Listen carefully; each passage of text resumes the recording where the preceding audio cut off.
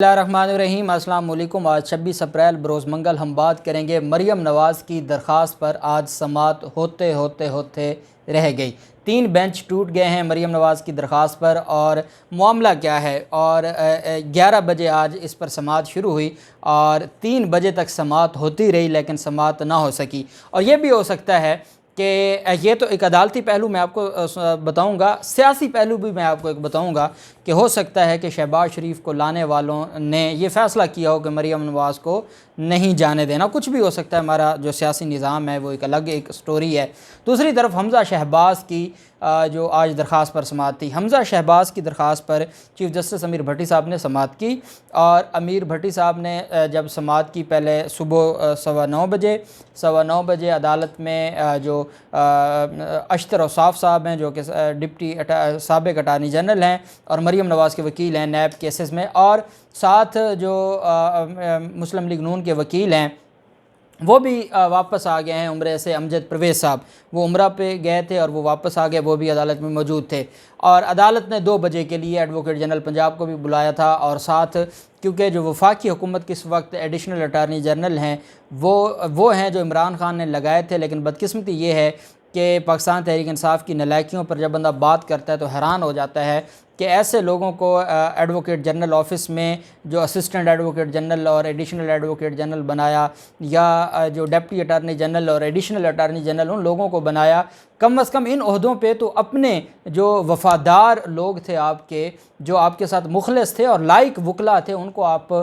इन ओहदों पर नवाजते। आपने सिफारशी भर्तियाँ की, वो फ़रोग़ नसीम साहब अपनी मर्ज़ियाँ करके चले गए, शहजाद अकबर अपनी मर्ज़ियाँ करता रहा, और ये सारे के सारे आज अपने गले पड़ गए हैं। एडिशनल अटार्नी जनरल आज हमज़ा शहबाज का वकील बना हुआ था अदालत में, और ये एक इंतहाई एक लम्हा फ़िक्रिया है पाकिस्तान तहरीक इंसाफ के लिए कि क्या ये गलतियों से सबक सीखेगी। दूसरी तरफ जब अहमद अवैस साहब और जो चीफ़ जस्टिस अमीर भट्टी साहब हैं, उन्होंने एक दूसरे को आज सही आइन पढ़ाया है और बड़ा गर्मा गर्म बहस हुई है। और उसके बाद फिर जो पाकिस्तान मुस्लिम लीग नून के वकला थे उन्होंने भी बहस की और अदालत ने फ़ैसला महफूज कर लिया है। जो हमज़ा शहबाज की दरख्वास्त पर आज अहम समाअत थी, वो इतनी अहम और दिलचस्प समाअत है कि जिस पर मैं अगले व्लॉग में मैं चाहता हूं कि तब तक फ़ैसला जो महफूज किया गया वो फ़ैसला भी आ जाए, ताकि फिर मैं आपको उसको तफसील से बताऊं। क्योंकि पहले सेशन में भी मैं मौजूद था, दूसरे सेशन में भी मैं मौजूद था, और वो सारा जो अहवाल है वो मैं आपके साथ शेयर करूँगा। इस व्लॉग में हम बात कर लेते हैं मरियम नवाज़ की। मरियम नवाज़ ने एक दरख्वास्त दायर की थी कि पासपोर्ट वापस किया जाए। उस पर नैब ने जवाब भी जमा करवाया है। वही नैब के जो प्रोसिक्यूटर हैं वो अदालत में मौजूद थे और उन्होंने जो अपनी तरफ से जो जवाब जमा करवाया उसमें मुखालफत की, मरियम नवाज़ की अपील की। बहरहाल अदालत में जब समाअत 11 बजे शुरू हुई, 2 रुकनी बेंच था, अली बाकर नजफ़ी साहब और जस्टिस फ़ारूक हैदर साहब। जैसे ही बेंच तशरीफ़ लाया, सुप्रीम कोर्ट बार एसोसिएशन के सदर एहसन भून साहब खुद, मैंने आपको बताया था कि उन्होंने मरियम नवाज़ को खुद इंसाफ दिलवाना है, तो वो खुद आए हुए थे। जो शख्स किसी सियासी जमात का वकील बन जाए और फिर वो अपने आप को न्यूट्रल होकर आइन और कानून और रूल ऑफ लॉ की बातें करे और कहे कि इलेक्शन कमीशन भी हक़ पर है, इमरान खान नाहक है, तो ये चीज़ें फिर ज़ेब नहीं देती। जब आप किसी के वकील बन गए, जब आपने किसी से पैसे ले लिए, उसके बाद आप इन सारी चीज़ों को, मैं आपको अपनी बताऊं कि हमारे पास जो केसेस होते हैं, कभी भी कई ऐसे आए हैं जो अब हम इंसानी हकूक़ की बुनियाद पर उन केसेस को देखते हैं। हम सिर्फ़ एक वेलफेयर की बुनियाद पर उन लोगों के केसेस को डील करते हैं, सिर्फ़ अल्लाह और उसके रसूल की रज़ा के लिए, लेकिन वो हम डिस्कस नहीं करते आपके सामने। बाकी केस डिस्कस करते हैं, जिस केस में अपना वकालतनामा दिया हो उसके लिए अपना ये प्लेटफॉर्म हम इस्तेमाल नहीं करते। तो क्योंकि हम चाहते हैं कि जो हमारे मुखालिफ हैं उनको ये ना लगे कि ये किसी भी तरफ से, या हमने किसी केस में अपना वकालतनामा दिया, हमने फ़ीस लिया और उस केस को हम बैठ कर यहाँ डिस्कस करने बैठ जाएंगे, तो फिर मुखालिफ ये समझेगा कि ये प्लेटफार्म अपने जो मकासद बेनिफिट्स के लिए इस्तेमाल किया जा रहा है। नहीं, तो जनाब आप सुप्रीम कोर्ट बार एसोसिएशन के सदर हैं, तो जब आप बतौर सुप्रीम कोर्ट बार एसोसिएशन के सदर खड़े होकर बात करते हैं वो एक अलग बात है। जब आप मरियम नवाज़ के वकील बन के बात करेंगे तो फिर लोग कैसे कहेंगे कि आप न्यूट्रल हैं? तो इस वजह से फिर आपको एक तरफ होना पड़ेगा, तब ही लोग कोई बात सुनते हैं। अब आवाम बहुत समझदार और बाशऊर हो गई है। جیسے جسٹس علی باقر نجوی صاحب بیٹھے تو علی باقر نجوی صاحب نے فرمایا کہ جیسے ہی احسن بھون صاحب نے بحث شروع کی تو علی باقر نجوی صاحب نے کہا کہ جو آنریبل جج ہیں ہم میں سے ایک، انہوں نے نام نہیں لیا لیکن انہوں نے فرمایا کہ ہم میں سے ایک جو آنریبل جج صاحب ہیں وہ اس کیس سننے سے معذرت کرتے ہیں، اس وجہ سے ہم فائل بھجوا رہے ہیں چیف جسٹس صاحب کو۔ چیف جسٹس صاحب کو فائل بھجوا دی اور ہمیں یہ لگا کہ اب چیف جسٹس صاحب کے پاس فائل چلی گئی ہے تو اب یہ معاملہ کل تک پینڈنگ ہو جائے گا۔ پہلے آپ جانتے ہیں کہ یہ کیس تھا جسٹس شہباز علی رضوی صاحب کے پاس اور جسٹس انوار الحق پنو صاحب کے پاس۔ اس بینچ نے معذرت کر کے چیف جسٹس کو بھجوایا تھا، پھر یہ علی باقر نجوی صاحب کے بینچ میں آیا تھا اور علی باقر نجوی صاحب نے آج اپنا بینچ جو دوسرے جج صاحب تھے وہ انہوں نے معذرت کر لی اور فائل بھجوا دی چیف جسٹس صاحب کو۔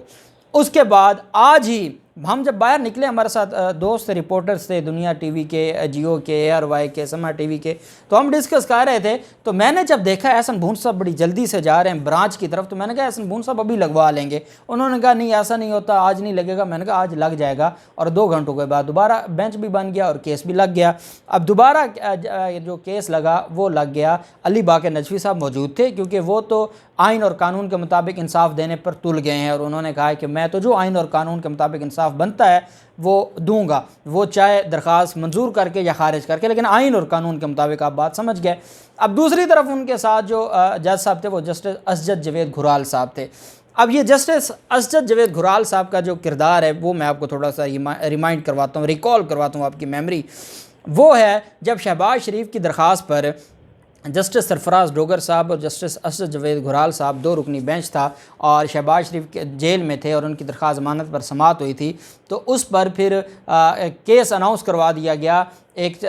جو نائب قاصد کے ذریعے اور کہا گیا کہ ضمانت منظور۔ جب یہ ضمانت منظور کا کہہ دیا گیا تو 3 دن تک ضمانت کا فیصلہ نہ آیا۔ ضمانت کا فیصلہ باہر آتا تو روبکار جمع ہوتی ہے اور ملزم جیل سے باہر آتا، تو 2-3 دن گزر گئے، چیزیں سامنے نہ آئیں اور اس کے بعد معاملہ یہ سامنے آیا کہ جسٹس اسجد جاوید گھرال صاحب نے اختلاف کیا کہ میں نے جب نہیں کہا اور میں نے جب رضامندی ظاہر نہیں کی تو ایک جج صاحب نے کیوں جو ضمانت ہے وہ اناؤنس کروا دی، اور وہ جو ضمانت اناؤنس ہوئی اور یہ بھی پاکستان کی تاریخ میں پہلی دفعہ ہوا ہوگا کہ ایک نائب قاصد لاہور ہائی کورٹ کا فیصلہ اناؤنس کر رہا ہے، تو اس پر پھر جو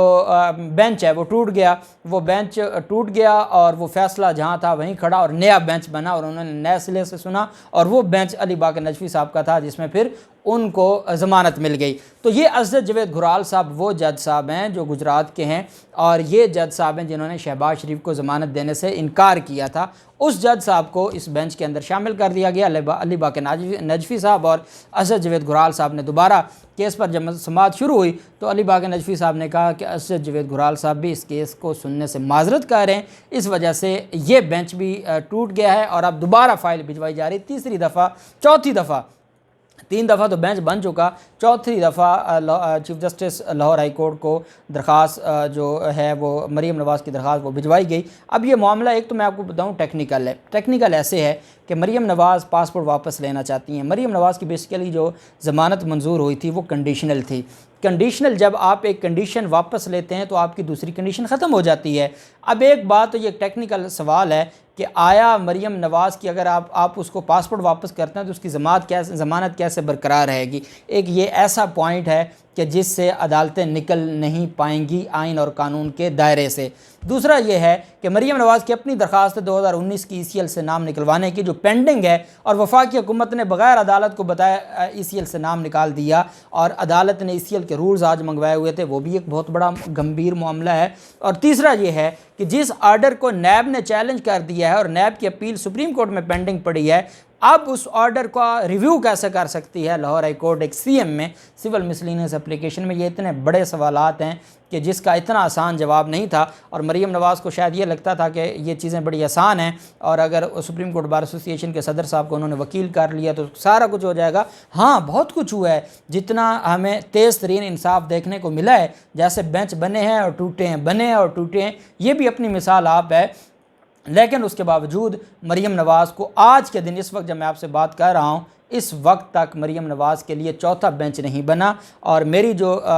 ذرائع کے مطابق جو میں نے برانچ سے کنفرم کیا ہے کہ آج کے لیے اور بینچ نہیں بیٹھے گا۔ اب بینچ کل بیٹھے اب کل کیونکہ سعودی عرب کے لیے روانہ ہونا ہے شاہی خاندان نے، تو اس میں مجھے لگتا ہے کہ مریم نواز رہ جائیں گی۔ یہ بھی ہو سکتا ہے کہ آج بینچ بن جائے، صبح 9 بجے سماعت ہو اور صبح ہی ان کو پاسپورٹ مل جائے اور وہ کل چلے جائیں، جو بھی معاملہ ہے۔ لیکن ایک بات بڑی دلچسپ ہے کہ مریم نواز کے لیے یہ الارمنگ سچویشن ہے کہ شہباز شریف نے اگر اب عدالتی بات میں نے آپ کو بتا دی، آئین اور قانون کی بات اب رہ گئی، اگلی بات آگے سیاسی، کہ مریم نواز کو یہ بھی سوچنا ہوگا کہ شہباز شریف نے اپنے لیے تو ریلیف لے لیا، لیکن اس کا مطلب یہ ہے کہ جو شہباز شریف کی ڈیل تھی اس ڈیل میں اس کا مطلب ہے مریم نواز تو شریک نہیں تھیں، اور یہ ہو سکتا ہے کہ مریم نواز کے لیے یہ معاملات سارے کے سارے، کیونکہ شہباز شریف کے لیے ان کو وزیر اعظم بنانے کے لیے تو ہماری عدالتوں نے جو جس طریقے سے ایفیشنسیز دکھائیں، رات کے 12 بجے تک آئین اور قانون کو بچانے کے لیے ہماری عدالتیں کھلیں، تو وہاں مریم نواز کے لیے یہ جو سارا معاملہ یہ ان کو کبھی ایسا نہیں ہوا تھا۔ مریم نواز ہوں یا یہ لوگ ہوں، ان کے لیے کبھی ایسا نہیں ہم نے دیکھا تھا کہ ایک بینچ بیٹھے، پھر دوسرا بیٹھے، پھر تیسرا بیٹھے، پھر چوتھا بیٹھے، تو یہ مریم نواز کو بھی سوچنا ہوگا۔ بہرحال